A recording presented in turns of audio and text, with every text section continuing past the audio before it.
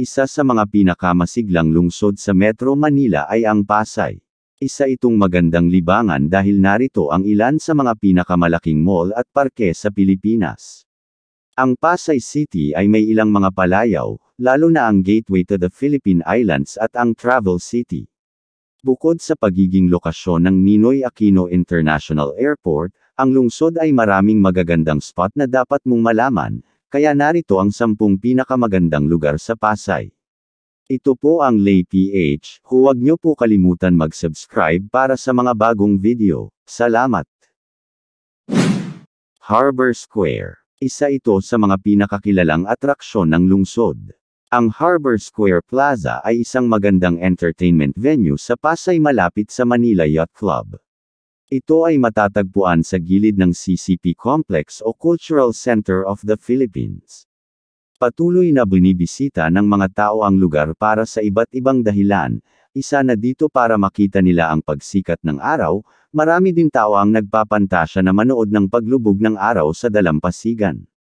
Ang lugar ay may iba't ibang atraksyon at libangan, kabilang ang mga bar, shopping mall, at restaurant. Ang Harbor Square sa Pasay ay nagbibigay ng pambihirang tanawin sa kahabaan ng walkway. Nagpapakita ito ng panoramic view ng skyline ng Maynila. Seascape Village. Ang Seascape Village ay isang seafood haven at lifestyle destination na nabubuhay sa gabi. Dito, maaari kang kumain at maranasan ang dampa, isang dining setup ng pagpili ng sariwang seafood at pagpapaluto sa restaurant. Habang naghihintay na ihain ng staff ang iyong pagkain, masisiyahan ka sa mga live na pagtatanghal mula sa iba't ibang lokal na banda. Ang Seaside Dampa ay isang night market sa Maynila na dalubhasa sa seafood. Nag-aalok ito ng malawak na seleksyon ng sariwang seafood, kabilang ang mga crustacean, talaba, iba't ibang uri ng isda, at scallops. Maaaring bumili ang mga customer ng seafood at ipaluto ito para sa kanila sa isa sa mga kalapit na restaurant sa maliit na bayad. Ang merkado ay matatagpuan sa isang avenue na mayroon ding mga hotel, shopping mall, at casino.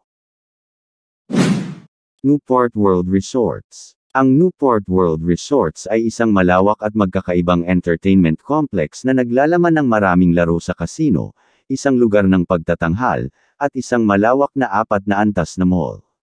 Dahil sa eleganteng disenyo at creation nito, namumukod tangi ito sa ibang mga casino ng resort. Nag-aalok ang pasilidad ng napakaraming aktibidad sa paglilibang tulad ng mga pagpipilian sa kainan at pamimili na angkop para sa mga pamilya at kaibigan. Ang Newport World Resorts ay ang kapatid na resort sa Resorts World Genting sa Malaysia at Resorts World Sentosa sa Singapore. Ito ang kauna-unahang pinagsama-samang resort sa Metro Manila, at mula 2009, hanggang 2013 ito lang ang nag-iisa hanggang sa pagbubukas ng Solera Resort. Villamor Air Base Golf Course. Nag-aalok ang Villamor Air Base Golf Course ng berdeng oasis sa lungsod. Ito ay isang 18-hole par 72 na course. Ang dahilan kung bakit napaka-espesyal ng golf course na ito ay ang kasaganaan ng mga katutubong puno tulad ng mango, nara, eucalyptus, at mahogany sa kahabaan ng fairways. Mayroong driving range, putting green, at chipping area para sa mga golfers na magsanay ng kanilang swing. Mayroon rin mga cafe, restaurant, at locker room sa clubhouse. Ang Villamor Air Base Golf Course ay isang cost-effective na pampublikong golf club, hindi ito tumatanggap ng reserbasyon. Kaya, ang pinakamahusay na paraan upang mabawasan ang oras ng paghihintay ay mag-book sa pamamagitan ng GolfLux. Star City. Ang Star City ay isang 35,000 square meters, o 380,000 square feet, amusement park sa Pasay. Ito ay matatagpuan sa reclaimed area ng Cultural Center of the Philippines Complex, bahagi ng Bay City. Ipinakilala ng amusement park ang iba't ibang uri ng rides at atraksyon sa Pilipinas. Humahawak ito ng double-deck carousel, 360-degree loop roller coaster, at waterlog ride, ang Jungle Splash, sa bansa. Meron din itong Snow World, ang pinakamalaking permanent ice entertainment area sa bansa, na nagtatampok ng mga inukit na yelo, isang lugar ng paglalaro ng nyebe at ang pinakamahabang ice slide sa bansa. Ang isa pang atraksyon sa amusement park ay ang inverted roller coaster na Star Flyer, na binuksan noong 2007 at marketed bilang unang inverted coaster sa Pilipinas. SM Mall of Asia. Ang mall ay kasalukuyang pinakamalaking shopping mall sa Pilipinas at ang ika-6 sa mundo.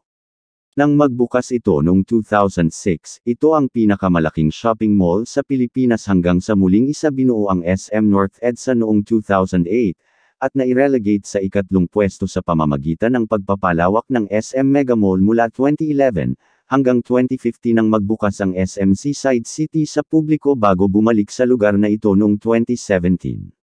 Ito ay naging pinakamalaking shopping mall sa Pilipinas simula 2021, kasunod ng pagbubukas ng IKEA Pasay City, ang unang IKEA store sa bansa at ang pinakamalaking IKEA store sa mundo, sa complex ng mall. SM by the Bay Amusement Park. Ang SM by the Bay Amusement Park, na matatagpuan sa Seaside Boulevard ng Mall of Asia Complex sa Pasay City, ay isang malawak na green space na nagbibigay ng iba't ibang aktibidad para sa mga naghahanap ng saya. Nagtatampok ang parke ng palaruan, basketball court, at mini golf course kung saan ma-enjoy ng mga bisita ang kanilang araw kasama ang mga kaibigan at pamilya. Ang SM by the Bay Amusement Park ay nagbibigay ng mga kilig at saya sa 8 nakakaaliw na atraksyon. Pumili mula sa mga bumper car, barnstormer, carousel, pirate ship, at higit pa habang tinatanaw ang mga nakamamanghang tanawin ng Manila Bay. Hindi rin kailangang mag-alala tungkol sa entrance fees, maliban kung gusto mong sumakay. Metro Park. Ang isang multi-use development sa Macapagal Boulevard sa Pasay, Metropolitan Park ay nagtatampok ng resort-inspired residential project sa Pasay City. Mayroon itong mga mararangyang high-rise condominium na may mga modernong amenity tulad ng mga swimming pool, naka-landscape na hardin, fitness center, palaruan ng mga bata, at higit pa. Mayroon itong paaralan at mga komersyal na espasyo sa kahabaan ng Macapagal Bay na may kasamang mall, mga retail establishment, at mga opisinang inuupahan. Mayroon itong 2 malalaking panlabas na parke, ang Blue Bay Walk at MetLife Open Park, at mga maluluwag na event center, gaya ng Le Pavilion at Le Parc. Ang malalawak na open space na ito sa Metropolitan Park ay gumagawa ng magagandang track para sa mga mahilig sa pagtakbo o pagjogging. Newport City. Ang Newport City ay isang 25 ektarya, o 62-acre, township development na matatagpuan sa tabi ng Villamor Golf Course at Terminal 3, ng Ninoy Aquino International Airport. Ginawaran bilang Mixed-Use Development of the Year ng Philippine Retailers Association noong 2015. Ang Newport City ay isang Megaworld Corporation township development at idinisenyo upang pagsamahin ang mga akomodasyon at libangan sa mga tirahan, hotel, mall at Resorts World Manila, unang fully integrated entertainment complex ng bansa. Hindi din magpapahuli ang mga buildings dito dahil sa kakaiba nitong ganda. Isa ito sa pinakamagandang lugar sa Pilipinas.